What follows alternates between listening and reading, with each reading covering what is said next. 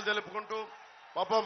భూదేవి గారికి భూదేవమ్మ గారికి మనస్ఫూర్తిగా నాకు త్యాగం చేసినందుకు ఆవిడ కృతజ్ఞతలు తెలియజేసుకుంటూ ప్రతి ఒక్కరికి ధన్యవాదాలు తెలుపుకుంటూ మీరు జగన్ని అమ్మా తండ్రి లేని బిడ్డనమ్మా నేను జగన్ ఏమన్నాడు వచ్చి నేను తండ్రి లేని బిడ్డనమ్మా జగన్ వచ్చి ఏమన్నాడు నేను తండ్రి లేని బిడ్డనమ్మా ఒక్క ఛాన్స్ అన్నాడు మీరు ఒక్క ఛాన్స్ ఇచ్చేశారు నేను దశాబ్దం తర్వాత అడుగుతున్నా అడగట్లా అభ్యర్థిస్తున్నాను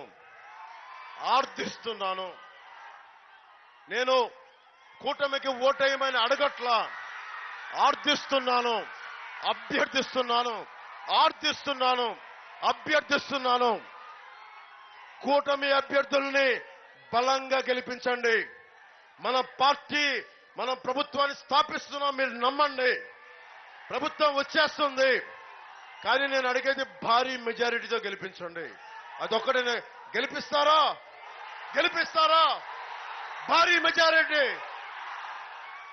జై టీడీపీ జై బీజేపీ జై జై జై జనసేన జై హింద్